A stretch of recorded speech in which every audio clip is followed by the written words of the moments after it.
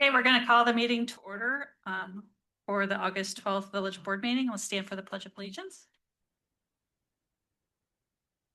I pledge allegiance to the flag of the United States of America and to the republic which stands one nation under God, indivisible, with liberty and justice for all.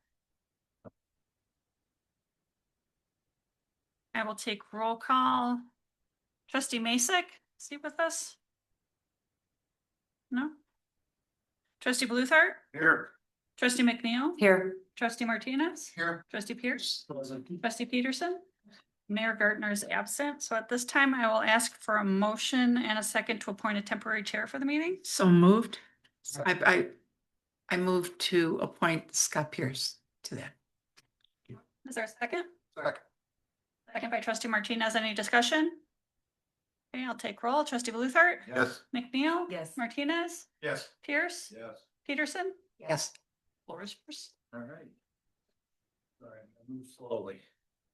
All the cheat sheets are over there.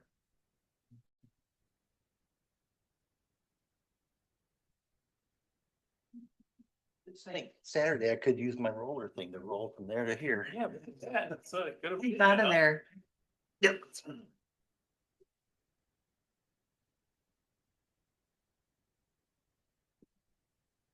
Has Trustee Masek had a chance to get on yet? Nope. All right. We'll continue on to the mayoral report. Last week was the 20th anniversary of the car show and was very successful with over 100 cars participating. And this week, the Antioch High School softball team will have a small parade in their honor for their state championship title, which we should all be very proud of. And that will begin at 6:45 on Thursday at the Metro Station and travel along Orchard to the band shell. That's going to be followed by It's Thursday concert starring Totally Taylor, and they're going to be imitating Taylor Swift. And I hear somebody's going to be auctioning off a Taylor Swift guitar at that event for charity. So be a good thing. And the final farmers market will be August 22nd. Okay, do we have public comment? We do. Michael Sheedy.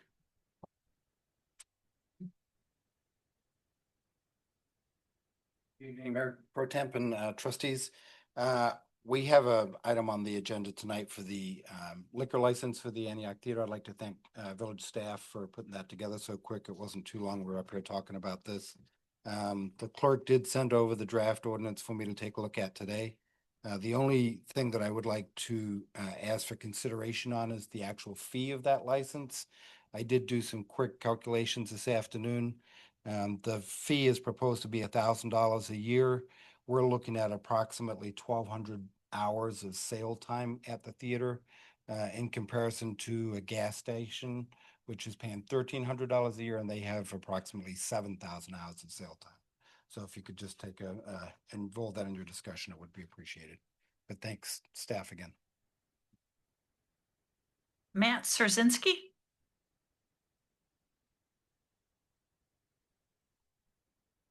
Good evening. My name is Matt Szerzinski. I live at 42813 Tiffany Road. I would like to take this opportunity to go on the record to thank the Antioch Planning and Zoning Board for their thorough questioning of the Antioch School District 34, as well as their architects in regards to the Early Learning Center that they are planning on the southwest corner of North Ave and Tiffany Road.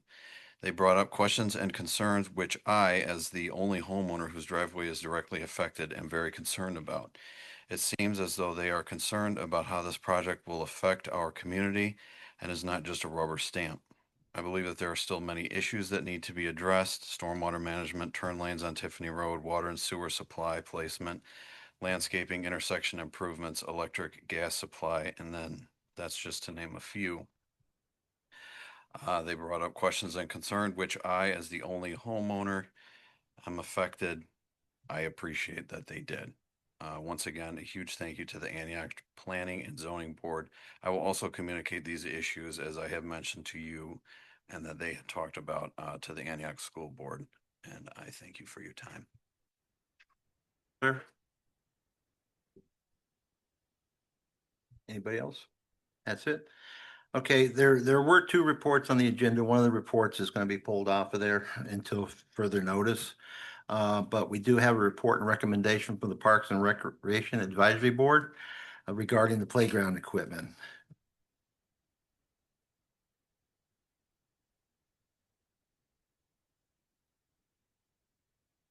Good evening. Thank you so much. I am here to bring a recommendation from the Parks and Recreation Advisory Board. At the April 22nd board meeting, when our fiscal year was approved and budgeted for, part of those funds that were budgeted were $125,000 for park improvements. After that meeting, I met with the Parks and Recreation Advisory Board, where they identified the parks that have been identified again to be updated and replaced that through the Parks and Recreation Department Master Plan that was adopted in 2024. After that, they looked at the usage, both public usage, private usage, accessibility, things like that. And while there were 7 parks in that departmental plan, I'm sorry, 8 parks that were identified as priorities, one of them being Centennial Park. Of the remaining 7, they determined that the playground at Osmond Park would be next up for replacement due to the fact that it is 11 years beyond its useful life. And it has unique access points through the walking and biking path that runs through town. And the amount of usage it receives for 12 weeks on a daily basis by our day campers. So that was the main points of their recommendation. So you have a memo that was sent in your packet that goes into more detail about that. And Jim Weber, the president, or excuse me, the chairman of our Parks and Recreation Advisory Board, is also here tonight to answer any questions you may have about how that recommendation came to be. But at this time, we're looking for your support and guidance to move forward with the next steps in that planning process. So no decisions or money being spent yet, just your blessing that this park is in line with the intended use of those funds. Anybody on the board have any questions? Trustee Broussard? I'm all in favor of this, but I just was curious, was there any close seconds on the advisory board, like another park that Yes. they? Yes, sir. Okay. Yes. Fill us in on what they were thinking in regards to what would be an alternative to this if this one didn't go through, but. So the remaining 6, not including Centennial or Osmond, are, oh gosh, it's in the thing over there. I can't remember. So all of our playgrounds are beyond their useful life. So you could pick any one of them out of a hat and they would all be a contender for the next on the list. During the evaluation in the master plan process, I don't think that the fact that this particular playground is used by day camp every single day, I don't think that that made it into the evaluation because if it had, I believe that it would have been prioritized right up there with Centennial. I mean, there's hundreds of campers that go there for 12 weeks. Perfect, thank you. I had the good fortune of walking Valley View Court and talking to each one of those neighbors that they're right alongside Osmond Park, and they emphasize the use that it receives from the campers, and that was something that I unfortunately wasn't aware of. I just thought of the kids in the neighborhood when we first talked about Osmond Park, and so with that in mind, I think it needs to be replaced, and hopefully we have the support here to do it. Trustee Peterson? I drive past that park regularly, weekly, more than that. And I see the campers. I see it used every single day, all summer long. It's amazing. And it's a very small little camp, but the proximity to the Parks Department, and they can walk just right down there, right down the walking path, cross over hillside and get to that park and spend their day there. It really, it's a sad little park and it needs help. So I'm really glad we're gonna do something. Thank you, trustee. My only question is, do we have a timeline if it gets approved? Yeah, so assuming we would get your blessing to move forward tonight, we would want to see if any engineering, things like that need to be done. We would do a request for proposals for playground equipment and sort of lay out the budget for all of those things. I would want to have it completed within this fiscal year. And Mr. Weber, since you made the trip down here, do you have anything to say as the park board chairman?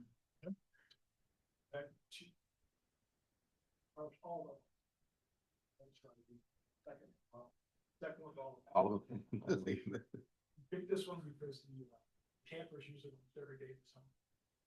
And especially when it rains, we want to raise it up a little bit so that the park stays dry. And the kids can actually use it, especially the bike path too. Or both that together, get the park, usable, I guess. When I walked by there, it wasn't usable. I looked at some of the stuff and said, this is actually dangerous stuff. We need to get it. So thanks for working on it and making it a reality at some point. All right. Thank you. Oh, do we? I'll make a motion to accept the report as presented. Yep. Any second? All right. Motion to accept the report by trustee Bluthart, second by trustee McNeil. Roll call? Luther, Yes. McNeil, Yes. Martinez, Yes. Pierce, Yes. Peterson. Yes. Thank you to the park board and Chair Weber. Thank you for being here. All right, next thing we have is the consent agenda.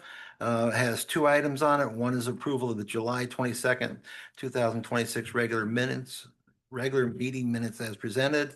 And the second one is approval of a resolution granting a Class G single special event liquor license to the Village of Antioch for its fall wine walk to be held on September 26, 2026, waiving all fees. Do we have a motion to? So move. Second. Moved by trustee Peterson and seconded by trustee McNeil. And that's waiving all fees. Luther, Yes. McNeil, Yes. Martinez, Yes. Pierce, Aye, Peterson. Yeah. thank you.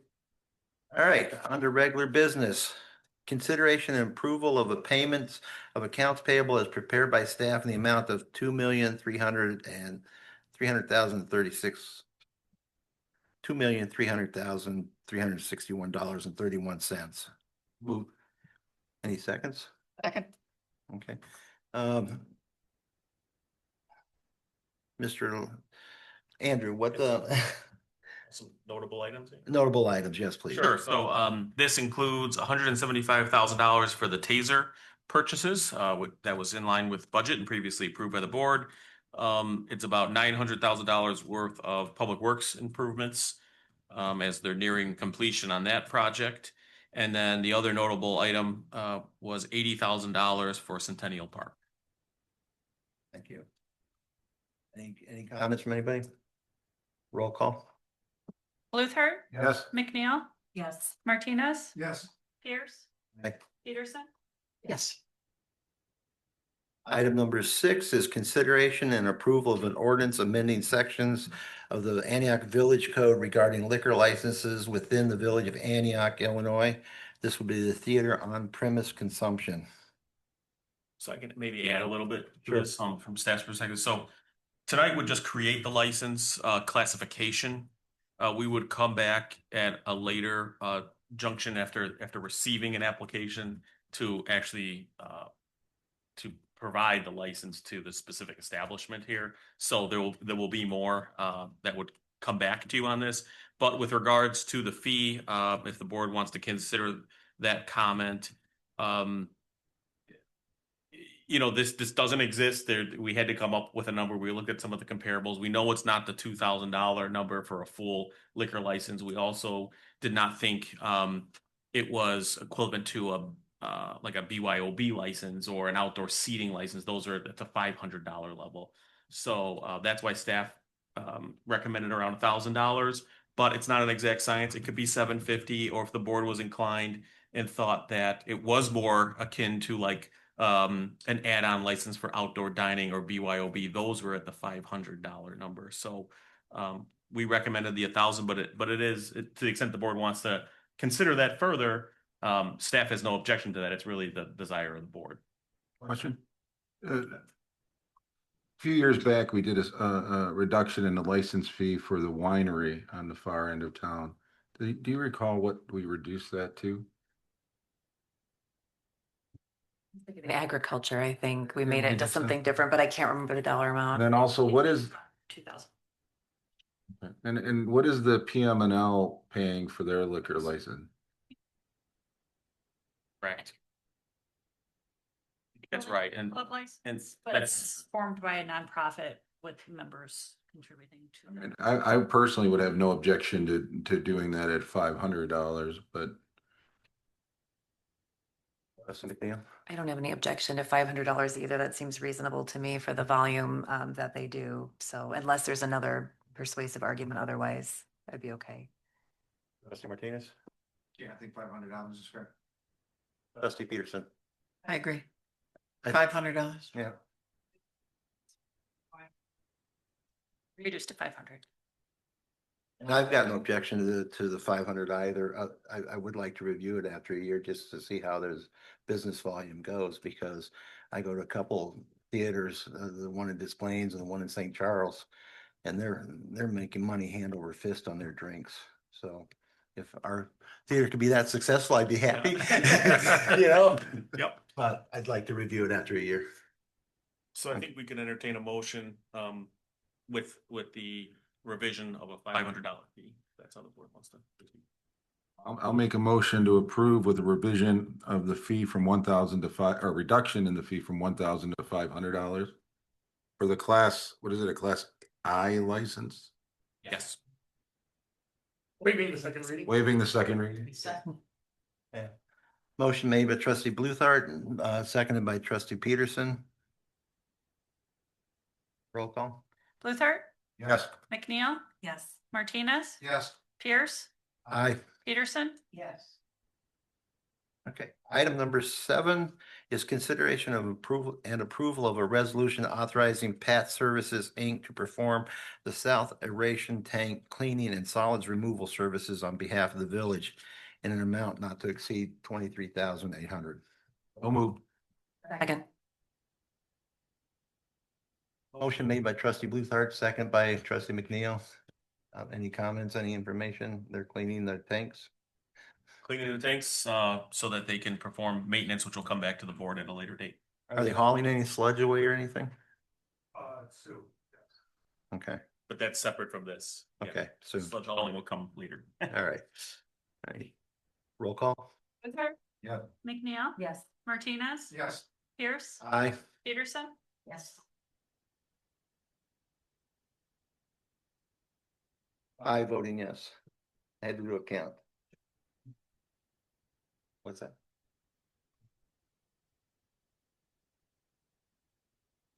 All right, consideration and approval of a resolution authorizing and approving the purchase of services and waiving bidding requirements for the restoration of the water wheel located at the Hiram Buttrick Sawmill in the village of Antioch in the amount not to exceed $28,800.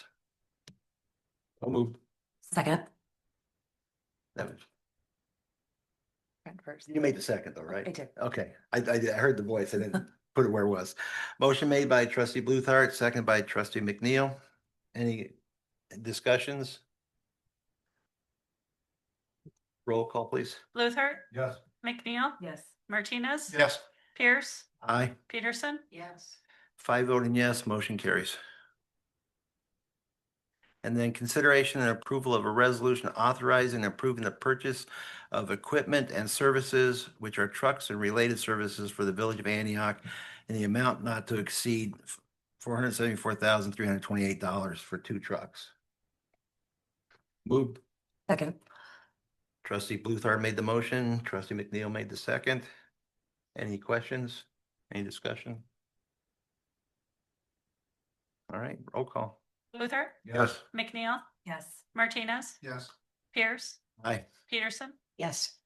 5 voting yes, motion carries.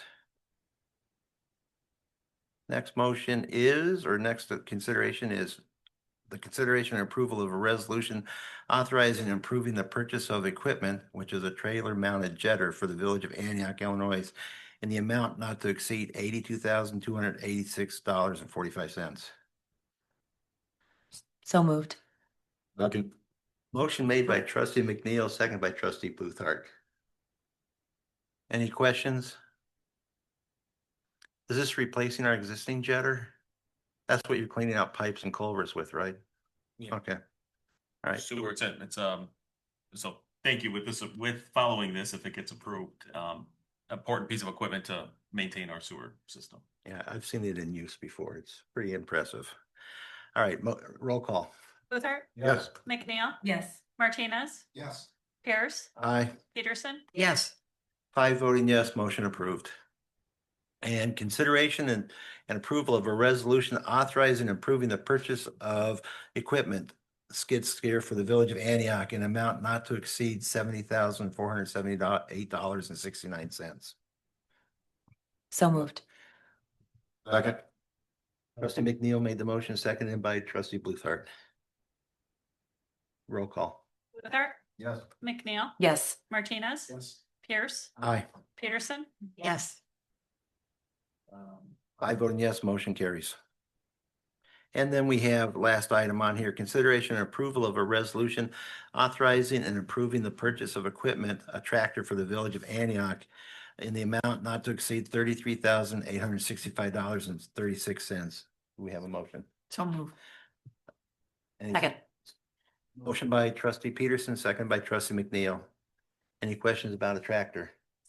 All right, roll call. Luther, Yes. McNeil, Yes. Martinez, Yes. Pierce, Aye. Peterson, Yes. 5 voting yes, motion carries. And we have an administrator's report. Dennis, is this like Christmas morning for you today?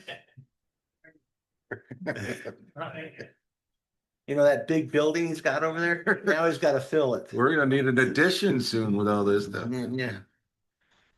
All right, Mr. Administrator, what do you got Thank you. for us? Just a couple updates. So, just as a reminder, beginning next week, the pool is open on weekends only.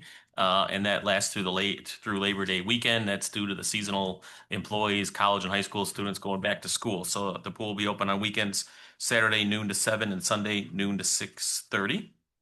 Also wanted to remind the board that we're having monthly business owner meetings. They have been a good format and structure to have dialogue with our small business owners. The meeting minutes and the briefing of those meetings are going to be regularly included in your board packet. So you had that in this packet. I just wanted to point that out that will be coming to you. Please look at them. We're going to convey to you those discussions. Michael is reliably there and a reliable participant. So thank you for being there. And, out of that, we want to create programs and provide services to the businesses that they are asking for, and we can directly reinvest in them. So more to come. Just wanted to confirm for the board as well, following up on our last quarterly meeting regarding the budget. So staff's been talking about the budget. We're already meeting, believe it or not, for the next budget beginning May 1. And just wanted to confirm that we do intend to pursue an 8-month budget cycle there. So that would be a shortened fiscal year so that we could switch to a January 1st calendar year budget, which would be January 1st of 2028. So it'd be May 1st to December 31st, and then January 1st of 2028 and thereafter on calendar budget. So that's where we're headed. So the next budget that you see would be an 8-month budget. And then I just wanted to note that yesterday I had the pleasure of riding around with Phil Madura, our code enforcement and community service officer. So we drove around town for a couple hours, and Phil's just an outstanding, dedicated employee and has a great approach to working with businesses and getting compliance through persuasion and conversations rather than any heavy-handed citations. But of course, there are times when that's needed. So with that, a couple things. One is we're going to be mailing letters out to the businesses and talking about some of our new programs. So we've talked at this board about the zoning certificate of compliance program to to say, who are you? Before you open a business, you got to tell us, we got to check your zoning, and ultimately you'll get a certificate of occupancy to occupy your building. And so the letter will include language about that program, but also this board has recently passed new legislation, actually more lenient legislation for window coverings, window signage coverings and those types of things. And also temporary signs that we see throughout town, and making sure those types of signage elements are now into compliance. So we want to send a letter to our businesses, let them know that the village will be enforcing these programs. They're actually more lenient than they previously were, but you have about 45 days to get into compliance. And then we'll say about October 1st, we will go out there and begin enforcing that. So we think that's a fair approach. That way we get to enforce the rules that the board's passed and said is important to them. Phil knows that myself and the board supports him in that. And we want to give the business owners every chance to bring it into compliance before we have to take any heavy-handed approaches. So it was a great experience to spend time with him and see his approach. But also wanted to let you know that those will be some of the action items that come out of that, and we'll continue that dialogue with our business community. And that's all I have. All you have. All right. And now we have the village clerk's gonna give us a big report. No report? All right. I like this quick meeting. And now we have Director Janik with a Community Development 6-month report.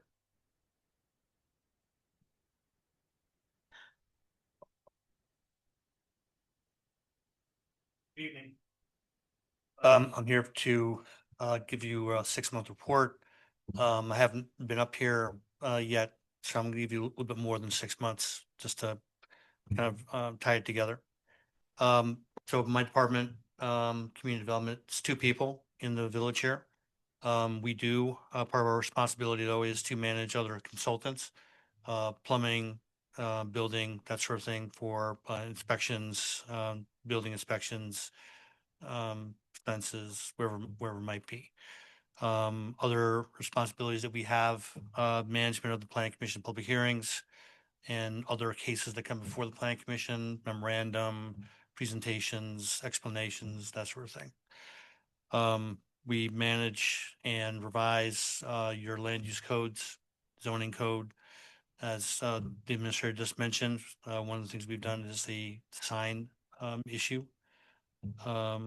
We also provide assistance to development interests, residents, business owners in navigating various codes, which, although you might be used to hearing about them, for people who aren't around them all the time, it can be very confusing. And one of the most important things that I'm hoping to provide, or my department's hoping to provide, is provide, relatively friendly face, try to solve problems with the code, making sure people can do most of what they want to do. The last 6 months, we've done several zoning code revisions. I've been before you numerous times relative to memorandum that you've received. We've updated and made sure that the construction codes, even though that was started before I got here, but making sure those codes are now recognized, 224 codes, generally speaking, are recognized as our codes, which we were behind on. Also, just in general, trying to maintain as close ties as possible with various entities out in the world, make sure they understand that I'm new, but I'm open to suggestion for what they might want to do. Statistically, I'm going to throw some numbers at you. I'm not sure how many times you've been provided information about permits, that sort of thing. As you know, we've had some changes in the department. So some of my stats here, we've done software changes as well as personnel changes. And there's been, I don't have exact numbers, but I'm pretty close on a bunch of these numbers. Number of permits. This is January to December of 2025, it's last year, 647 total permits approximately. So far this year, we have 402. So we're pretty much on the same rate of permits. The last 4 months, April through July of 25, we had 258 permits. This year, April through July, we had 302. So it does seem, for whatever reason, there are more permits coming through the department. So construction value of permits. In 2025, the entire year was 6.4 million. January through July of 2026, it's $16 million. So it's more than doubled. There's various reasons for that, possibly one of which is the home building that's going on down the south part of the village, but there are some other projects out there as well. The last 4 months of April through July of 2025, there was $5 million of construction value in the permits, and this year, April through July, was 11.5 million. So it appears to be trending up for whatever reason. And then land use petitions, that is petitions that go through the planning commission and then come to the board. In 2024, there were 14, 2025, there were 15. And so far this year, through today, basically, there's been 14. So that's also trending up. Can't really tell you why, but I can tell you that many people in community development positions, a lot of times they like to say no. I'm really not like that. I'm not gonna say yes all the time, but certainly I'm gonna try to help people. And I think that helps the village as well. I think that just so you recognize, when you change the code for something like brew pubs and taverns, just as a small little example. We almost had a brew pub in a very location downtown, important location that they decided not to come here for their reasons, not because of us. But now we have another tavern, high-end tavern that's thinking about going into the village. Wouldn't be able to do that if you guys hadn't changed the code or agreed to our suggestion to change the code. So these things do have an impact out there in the world, and being helpful to developers, both planning, zoning, the code, all that sort of thing. It does actually help. So that's my report. Any questions? Total dollar numbers, is that inclusive of commercial and residential? That's or- correct. Okay. That's correct. Yeah, now down in Lennar, for instance, we've probably issued or about to issue almost 60 permits down there. I'm not sure if you've driven down there, but there's a lot of houses going up. It's great. There's some other people looking at properties, large developments looking at properties in the village as well.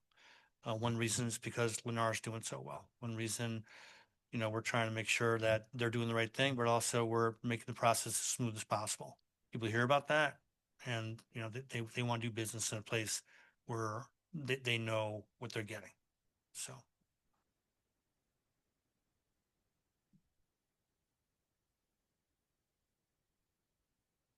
I'm sorry. You have a question? I was just wondering, it could be, there's an uptick in permits because we have a code enforcement officer out there making sure they get the permits that we really didn't have That's it. before. That's it. People So- seeing our people out there. I'm out there, but him being out there and people saying, hey. Not just doing Yeah. things without one. Yeah. Yeah. It's good. You just got making sure the stuff being done right. We want people to invest. Right. So. Anybody else have any questions? Right. Thank you. Very good. Appreciate it. Any trustees have a report? Anything they want to bring up? Reports is a question for Dennis. Have we heard anything from the county on Deep Lake and Depot on a opening date? They're scheduled to be open on the 19th, right before school starts. They will have. We're communicating the market. I saw that. It looked like it was all done with the markings. Thank you. All right. No other reports, no other questions. Let's, any motion for adjournment? Moved. All right, everybody opposed? No, all right. Meeting's adjourned. Do we want to continue on or we need a 5-minute break? All right, let's. Back to Lori. It's your job now. Fine with it. Yeah.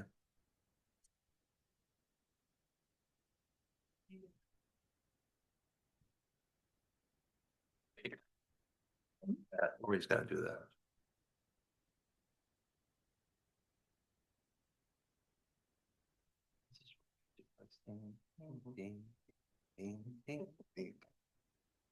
Okay, we will call the committee of the whole meeting to order at 7:05 PM. And I will call roll. Trustee Mason is absent. Trustee Luther. Here. Trustee McNeil. Here. Trustee Martinez. Here. Trustee Pierce. Present. Trustee Peterson. Present. Mayor Gardner is absent, so I will ask for a motion and a second to appoint a temporary chair for the meeting. Move to appoint Scott Pierce as temporary chair for this meeting. Second. Motion by trustee Peterson, second by trustee McNeil. Any discussion? Okay, trustee Luther. Yes. McNeil. Yes. Martinez. Yes. Pierce. Peterson. Yes. All right, thank you. I have no mayoral report for this. Any public comments still? Okay.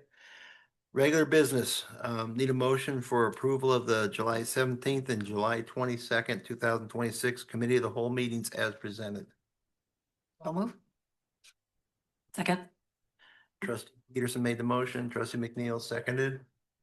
Any questions? Roll call. Luther. Yes. McNeil. Yes. Martinez. Yes. Pierce. Peterson. Yes. 5 voting yes, motion carries. And then we have a discussion regarding the complete streets policy. Director Hembrodt.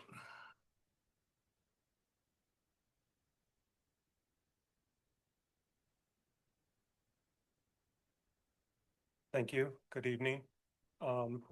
At the quarterly meeting, I briefly spoke about the complete streets policy that we drafted. You were able to have that in your packet. What the policy does is it gives the village some framework, not only with their own projects, but when developments come in. Saying that we have a policy that we're going to look at bike paths and ADA issues, whether it's existing infrastructure or proposed infrastructure. So as we work through the planning of our projects and developments that come in, we're going to utilize this criteria for reconstruction, new construction, any type of maintenance that we're doing. We did the Woods of Antioch, we incorporated ADA compliance because the money that we used, the Rebuild Illinois money, required us to. So a lot of the grants that we apply for, we actually already have to basically follow a similar policy because it's state or federal money. So this will align us with those grants, and actually is a large benefit when applying for grants. They like to see that the village has a policy that they're enforcing on developers and themselves. Of course, all items are taken into consideration when looking at these items, and cost is one of them. But we want to go in a direction that we're looking at all uses, pedestrian uses, bikes, and vehicle uses, making it safer routes, more accessibility, and being able to get around town easier. Any questions? Trustee Peterson, you got a question? Any questions? Trustee Martinez? Trustee McNeil? Trustee, wait, Dennis? Whoop. I got a question. It may, probably not your answer, it's probably Mr. Lechterman's. Do we need to approve this policy, or maybe the attorney's answer? And is this policy being followed now by planning and zoning? This will come back. It'll come back, yeah. Yeah, so with your endorsement tonight, then we will bring this back at the next agenda, at the next board meeting, and probably put on consent agenda, and it would be a resolution adopting the policy. Do you have any objection to being on the next agenda? All right. Next item, discussion regarding the community solar subscription agreement for certain village facilities. Mr. Lechterman? Thank you. So this is an opportunity that staff wanted to bring to the board to enter into community solar agreement. It would guarantee utility savings for the next 20 years. Um, the village would receive a minimum of 10% of a community solar credit. This requires no investment on the village's part, so no investment installing any solar panels on our roofs or anything like that, but we would receive the solar credit. That's estimated to be $25,000, $768 per year in savings through this agreement. Um, over the contract term, it's over $500,000 in savings. Municipalities and the like are looking at these types of programs. There are similar programs, if this were to be of interest to the board, that we could actually start to extend to residents. The solar panels the solar farm that we would subscribe to through this type of program would not be located in the village of Antioch. But there would be a solar farm somewhere that would be that we'd have an allocation for. With me tonight, I've invited Adam Hoover, Director of NIMEC. He's also here and available to answer questions. He would be the village's consultant that would help us execute this type of agreement. There's a sample agreement there. One of the latest, greatest things that we've kind of worked through is that most likely all the communities that have entered this agreement so far have a very minor early termination fee if you wanted to exit this program. So basically, after the third or fourth year of the program, it's cost neutral, you're ahead if you wanted to exit. I don't know why you would exit, but you could. We anticipate that our agreement would actually have no early termination fee, but we will finalize that through legal. So if that's the case, then there's even less risk. But I would not describe this program as risky one way or the other in terms of the village's posture from us entering into the agreement. It's more about it's an opportunity to save money, and if we want to exercise that, that's what we're bringing for you tonight. Adam, would you like to add anything I to that? don't have much to add. I'd say it's a state-sponsored program. Pritzker wants to be 100% renewable by 2050. So they're paying for it, or we could say taxes are paying for it, however you want to make that argument. But there would be no physical installation. I think the other thing, obviously, there'd be no cost to the village. Probably more importantly, there's no staff work once it gets going. It just becomes a line item on your current bill. Currently, you guys have a fixed rate that is better than the ComEd rate with Constellation, I believe. And you can still continue to do that, and your billing most likely wouldn't even have to change. So it's not a lot of staff work. I think I just come by, see Andrew every once a year, and be like, "Hey, you guys saved $20,000 this year." So yeah, it's a good program. So I'll see if you have any questions. Yes, but Sure. I tend to believe when it's too good to be true, there's some other side to this that I'm not hearing. I mean, it sounds like if I read this and what I just heard, we sign this agreement and we get 10% off our electric and we save ourselves $25,000 a year. Why wouldn't we, or why isn't everyone doing this if that's the case, I guess? A lot of people are. So the biggest issue is availability. So Andrew and I have been talking for a few months on this now. The biggest issue is we don't have availability. And that's kind of what, what are the final terms going to be? You're not voting on that yet, but we'll present a final contract to you hopefully soon. The cynical answer to this, what a cynical person would say, is that you're being taxed on this. And so it's all, 100% of people are being taxed on and 20% of people are taking advantage of it. But Illinois is putting financial incentives to be 100% renewable. And so to support solar, I live in a townhome in Chicago with not a lot of room just for my dog and my kids to go outside and play, but I am supporting solar without having to install solar. So someone like me, someone like you all who don't want to install solar on your site can participate. So I'd say Illinois is incentivizing it.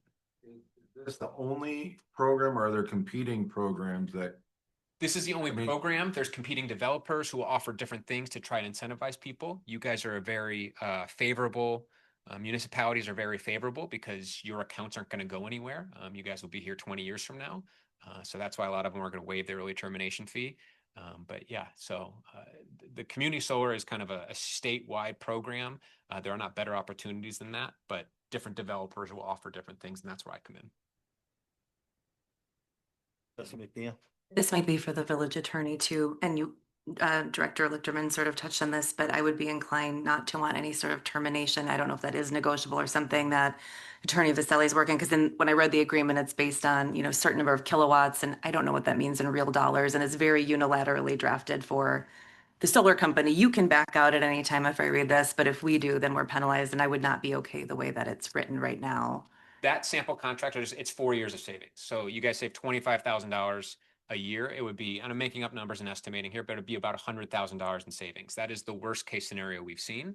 We're starting to see better opportunities, but the worst case for you would be that contract you have there, where if you save for 4 years, you would make your 100,000, you can come out scotch-free. Once, I don't know why anyone would cancel. I'd lead with that. But more importantly, if you're there for 5 years, then this program still becomes savings for you. And if you're here for 20 years, obviously there's plenty of savings there. But I understand your point. Yeah, I guess my concern would be if the technology becomes obsolete or things change and we needed an out or something, it wasn't working. I'd just like to have some sort of exit strategy without an unknown. And then my other question was, when you read through the sample contract, it says there's absolutely no guarantee of any savings, but then they give like the 90-10. So I guess in your experience, has it been that municipalities have not saved? Does it depend on the production of the solar? You save more, like that's what they're saying is, so if the number's 25,000, there's two things here. It's based off the ComEd rate, not your rate. So let's say you guys have a rate of 7 cents. It's actually based off the 10-cent ComEd rate we're all paying, which is good since you guys have a better rate. But two, like I'll use my house as an example. I save $3 or $4 in December, and then last month I saved $44. So you're saving more, and that's kind of what they're trying to say there, is they're not guaranteeing it. The other thing, and probably worst case scenario, is they're saying, hey, if something happens to the solar farm, they're going to try to place you somewhere else, but you will not have savings if the solar farms gets damaged. I want to be clear, you're not Liable for that? Yeah, you're not going to cost anything. Okay. You may have months where you don't save anything. If a hailstorm, I don't know what would happen to it, but you get the idea. So those would be the two kind of things, is they're telling you, hey, we're not going to save the same amount every single month. And if something happens to our solar farm, we would find a way to replace you. Another question is, do we know the solar asset owner? Was that just an example, this Yeah, Bluebird community out of Massachusetts? Was it Massachusetts or Yeah, something? that's an example. That's the 20 people I'm talking to try to find the best one for you. The best one, okay. Yep. And then I was doing a little research just because I don't know all about the Governor Pritzker's. It sounds like we're supposed to be getting some sort of disclosure form under the Illinois Shines. Is that available? Maybe legal has it. Is that something we could see? I sent it to you. I forget if I did or not. I can get one to you pretty easily. They're very generic statements with not, the contract is more, More meaningful with. yeah, okay. legally binding. I think the disclosure form just is more informative in my opinion. And then one last question, and I don't know if, I guess if Good there's not an question. early termination, this may not matter, may not be relevant, but do you ever negotiate for a shorter term than 20 years? Or is that- Yes, so I've kind of come here, that sample is kind of the worst case scenario. I've seen 5 years with automatic renewals. And so you could get out every 5 years if you wanted. So we could look for that. Those are the 10% savings. We want to see if we can get higher. We haven't in 2 or 3 years. And then those are the other 2 or 3 things we really try to negotiate for you. Thank you. Thank you. So let staff work on that and negotiate if you want to move forward with this, those are the types of directions we would I'm take. opposed to the solar, just so the board knows my feeling. Some of the terms in the contract are. You're asking the right questions, by the Yeah. way. Those are the things I'm working on. Yeah, Okay. those are good questions. Okay. That's it. Trustee Martinez? Yep. Trustee Peterson? To trustee Bluthardt's point, this does sound a little bit too good to be true, and I just want to ask. Yeah. We're gonna get this savings. Correct. Is there any chance that our constituents, the people who live here, would get any costs at all? No, the village won't get any costs, residents won't get any costs. There's no extra cost. It just becomes a line item. I could show you Lake Zurich. No, I believe you. You're right. What I would also say is residents should look to sign up. Where we want, yeah, I could bore you with my ideas for residents, but residents should sign up for this as well. Their terms are actually much more favorable as well. There are no termination fees by state law, because if you move or whatever.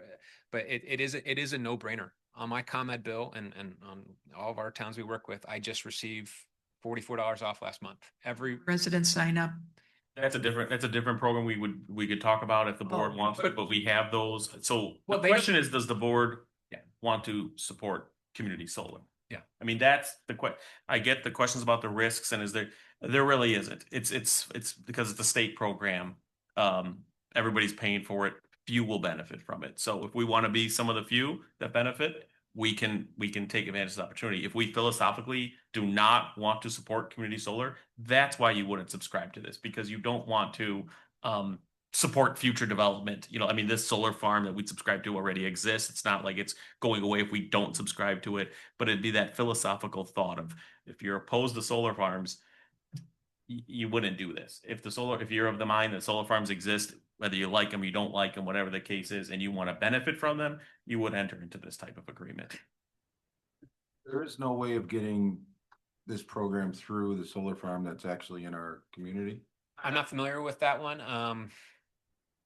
Would that be a preference of the board? Well, it's here. Yeah.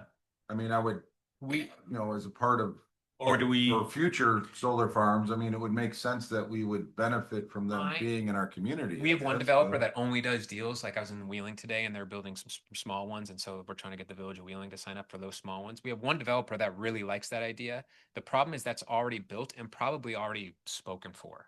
I can do some more digging on that and I'll look up where it is. Yeah, no, it's That's, I mean, it seems too Yeah. good to be true and it seems everything else. I was just, if we can support the local. Well, I would say I don't know. we can certainly look into that, but I think I would suggest that the board, if you want to move forward with this, you give us the direction to just get us to bring you back the best deal we No, I can agree. get, regardless of what Just the asking, farm is. But brainstorm. so most I mean, we should not expect it's going to be an Antioch solar farm. I mean, most communities that will enter into this agreement, and I have experience doing that, it's not in your community, and that's the whole point. It's not in your community. It's not on your roof. It's somewhere else, but you get the dollar savings because the state has decided this is valuable and something to support. And so, Well, then we should probably hope we get one in Arizona. A lot more sun.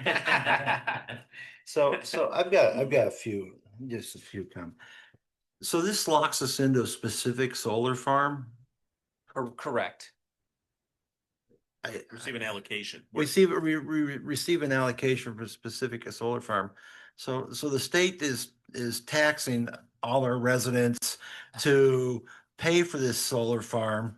To encourage the developer to come to the state and build a solar Yes. farm. The state is How the state- encouraging them to build. Yes, with how the our state's tax financing dollars. it, I don't want to answer for them. I do not know that answer. You could always say the answer is tax money. That's where I get along comfortable saying, where does that money come from? But the state is incentivizing financially these programs. Solar developers will be making money, but they're making 90% of the savings, and you guys are getting 10% of the savings. So, yeah. So once they build it, it's all on one grid, the whole state. We're gonna get a 10% kickback to encourage us to say yes to solar farms are great. I would say maybe kickback's not the best choice of subscription. Right. Subscription fee. Thank you. But I just don't get why, if it's all on one grid that we're all paying for, why we get locked into one solar farm, then we would lose out over a course of period. Say we've seen this last week that places are getting hit in Illinois with tornadoes and hailstorms and windstorms and. So if something happens to the solar farm, Correct. yeah, so there's a clause in there that says they will do their best to replace you. And I can just tell you solar farms are being built because of this program pretty quickly. So you're locked in because they need someone to say, hey, we are committing to this space for as long as possible. If something happens to that physical solar farm, it is in the contract that they will, I should not get the exact language, but do the best to replace you. They're incentivized to replace you in that situation. They don't want to have that go away because they're on the hook for that. So, I don't know. I get your question. I just don't know if there's a better solution than what's currently available because our interest would be aligned in that yes case. I understand they'd be aligned in that case. It bothers me that we're locked until something, then we gotta wait, for 2 months, they didn't get you lined up, so you lost money those 2 Sure. months. And whereas if they just said, everybody's connected to the grid, all this stuff's funneling into the grid in Illinois, and then they're drawing from the whole grid as it is. there's a lot of, I could be here for 20 minutes explaining it, but there's a lot of how do you account for that kilowatt hour? And that's a big thing in creating green energy because it's really debatable and people really want to take credit for the green energy. And so this is the best way of doing it, of saying, hey, your 2 million kilowatt hours are being built over here. And since we know that, we can give the state of Illinois credit for that. That's who gets credit for it. But that's how they account for it. Accounting is a very big part of green energy. That's what makes the municipality a good customer from the developer's perspective. Yes. We've been here 100 years. We're gonna be here another 100 years. Our wastewater treatment plant, which is the biggest energy user and our most expensive energy bill, it will be operating. So the developer wants a customer like a municipality that they know will be around for a long term and a reliable allocation that they can give to, opposed to something else that's, Restaurant that, comes in. yeah, a restaurant that closes in three years or something. So that's why they like us. And so again, this is just an opportunity. It's a money savings opportunity, but it's really I think it's the philosophical discussion of, do you want to support community solar? But the reality is we will save energy. We will save on our utility bills, I should say, through this type of subscription. Well, the reality is we got community solar here, whether we want it or not, whether we support it or not, because the state's already passed the rules that, I'm sorry, I'm talking to the trustee, not. Sure. Yeah, Sure. you are. That's You for know, sure. but the reality is we've got solar here and we have no choice in it. So then how do we benefit from it? Sure, yeah. Yes, ma'am. So this is, this is money coming from the sky, literally from the sun. Who gives us how are you gonna get the money? Where's it coming from? It'll be I can show you an example here right now from Lake Zurich. It'll be a line. Your company? No, here's an example of it though. See the credits right there. Okay. It is a credit line item on your current bill. And so you can see the charges that go to the supplier and you do all that math right there and that account saved. And the state of Illinois is in charge of this? ComEd. Comment? Yeah. Okay. Is there any chance that down the road, our governor's office can take monies from us when they need to, and we need to make up for it in other areas? Is there a chance that they can take this at will? The best answer I'd have is once a contract is signed, whatever happens to the next administration and whatever happens with it, those incentives will always be honored. The contract will be honored. And so you could make the argument, hey, well, if there's a new governor in 2 years from now, like maybe this program goes away. But if you sign before that happens and they remove community solar, you guys will be locked into your savings for the next 20 years. Got one final question from me. You said there's other developers that do the same thing you do. Are you the only one that came through our door, or are you the best one that came through our door? There's other brokers. I'm a broker. He's not the developer. I'm not a developer. I'm a broker. And the only other thing I'd say is I work with, I think it's 180 governmental organizations and over 80 municipalities in particular. And so, I'd say we have experience working with municipalities. We have experience working with the billing side, and we have experience working with the community solar developers to make sure it's a seamless transition. Sure, I've got one comment to say. This reminds me of the early 2000s when E85 was something new and the adoption of E85 was coming. And I think of how the state of Iowa handled it. The state of Iowa handled it by giving you a direct credit. You saw the savings at the pump. You saw considerable savings as opposed to regular gas of a minimum of $1 at the pump. Where in the state of Illinois, there was a program that not too many people knew. But at the time, I had a vehicle that ran on, you could run it on the 85. It was a 02 Suburban that was built in Janesville, Wisconsin. And you could submit up to 150 gallons worth of receipt purchases in the course of a year down to Springfield, and you could receive up to a $450 rebate check from the state of Illinois. This reminds me a little bit of that even though people aren't aware, not everyone's going to be able to use it, but the program is out there. The way the state of Illinois is handling it is different than the way the state of Iowa is handling it. So for that, I hope that we do follow through with this initiative. I've got mailers already for community solar, so. All right, any other questions? Any need from us on this? So if the consensus is to continue to pursue it, then I will continue to work with Adam and NIMAC. We will finalize an agreement. We'll work through legal, and then when that's ripe, we'll bring that back to the board for a final consideration. All right, thank you. Thank you, sir, for coming. All right, then we have a discussion of the information technology contracted services levels.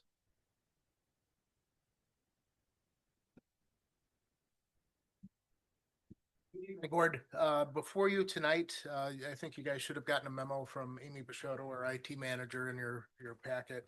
What we're doing is requesting an update to our user service agreement with Kind Computer Consultants. Right now, Kind provides 24-hour support, help desk support for the village. Also, we do 36 hours of on-site support per month. That's 2 half-days, 2 4-hour days per week. And we're looking to increase our on-site coverage from 2 half-days to 1 full day and 1 half-day per week. So that's 36 hours to 52 hours a month. And the need is based upon our increasing demand of IT, the IT function within the village. This offers Amy, who's our sole in-house IT person, an extra set of hands for taking care of anything IT related on site. And then also the benefit too, as opposed to having 2 half-days, having somebody here a full day, they're able to actually get involved in deeper projects and spend a whole day doing stuff instead of starting something on a half-day and then coming back and having to restart it on a different day. So what we're doing is we purchase a bank of hours every month. So right now we've been purchasing 36 hours a month. It will go to 52 hours per month. And when we purchase hours in a bank like that, it's at a discounted rate as opposed to Kind's standard rate. So the pre-purchase rate is $135 an hour and their standard rate is $165 an hour. So that's a savings of $30 an hour by doing it this way as opposed to just on a more random basis. So the cost will go from $4,860 per month to $7,020 per month. So that's an increase of just over $2,100. And again, that allows us to handle more of our IT needs with an extra set of hands with Kind. I think it was about 2 years ago, we're coming up. Actually, I think it was 3 years ago, we switched to Kind as our co-managed IT service provider. And we've had a great relationship with them. They've been very responsive and Amy's real happy with how they've worked out. So any questions? Or do we have the Yes. funds in the budget for that? Good question. This was budgeted. This was an anticipated increase that we saw coming and it was part of the budget.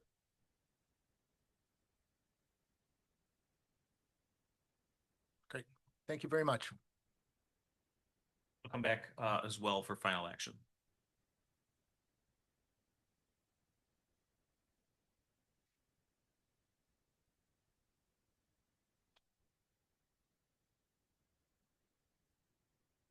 Right. Anybody got any other business? Do we have a call for executive session? No, absolutely not. Absolutely not. All right. Anybody want to make a motion to adjourn? So moved. Trustee Bluthart? Trustee Peterson seconded. Anybody opposed? Not me. Thank you. Thank you. All in favor? Motion passed. Thank you.